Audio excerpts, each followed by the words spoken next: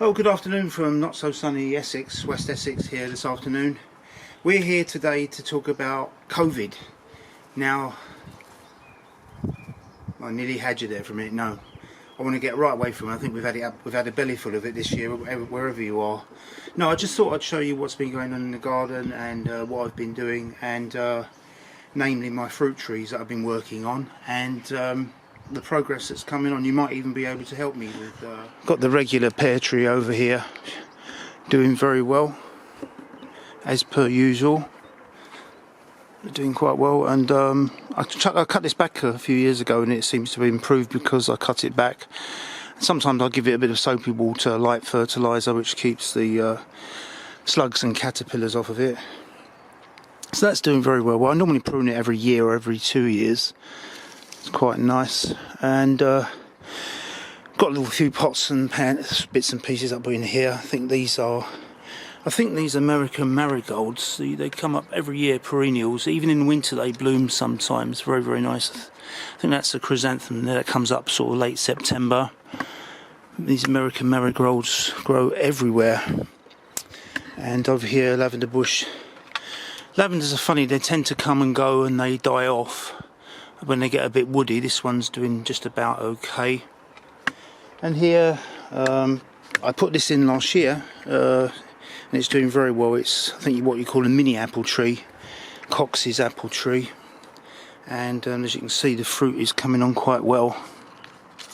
It's a, as you can see, dessert apple, aromatic, and self-fertilising, which is what I want, because my garden's not that huge.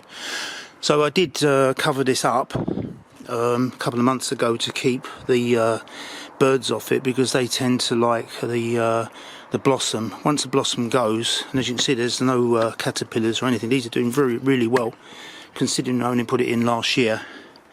Gave it quite a lot of compost.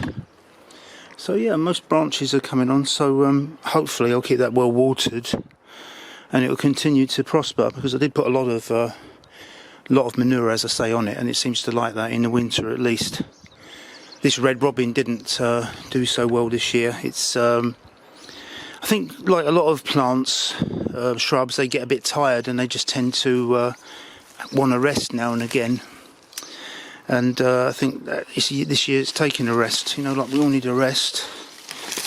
This creeper gets everywhere.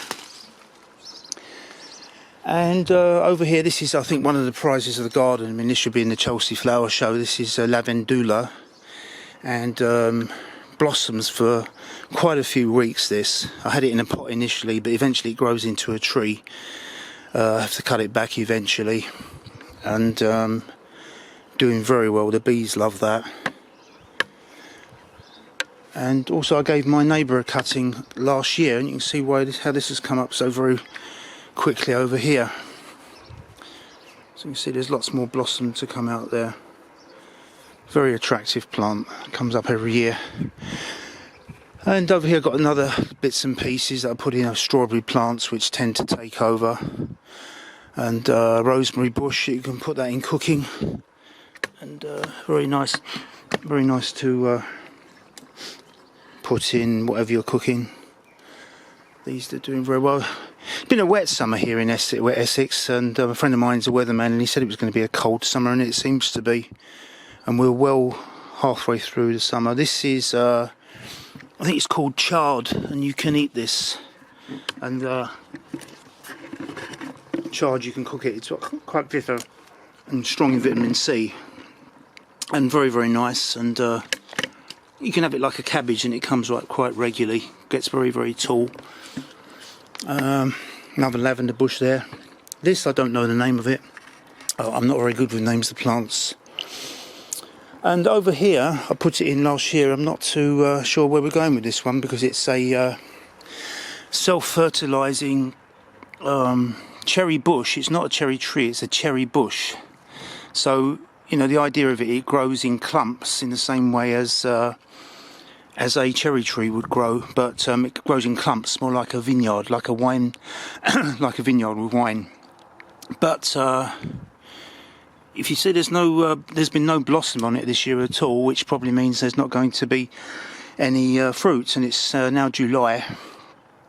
So I don't know if anyone can help me with this, because it's now well through the summer, and it's I don't know whether it's because it's a juvenile plant or whether it's just a dud. Whether it's not in such a sort of sunny area, maybe I should put it in a sunnier area, or I don't know. I mean, I don't know if there's any horticulturalists out there who can help me fathom out why this is not blossoming. Maybe next year it will, but it's a very small plant. But I think cherries are a lovely fruit, and I was looking forward to that. So yeah, if anyone can help me there, I'd appreciate it. I don't know, but been very, very wet this summer. And this is just a tree that came up from nowhere, and I just put a birdhouse up there. The pigeons, we get a lot of pigeons in this country, and they tend to like pecking at this, which is fine because it doesn't really mean much. So yeah, always a lot to do in the garden, and I'll keep you updated on what happens if you're interested. And wherever you are, I won't say stay safe, that's a terrible cliche, overly used, but wherever you are, take care and see you again soon.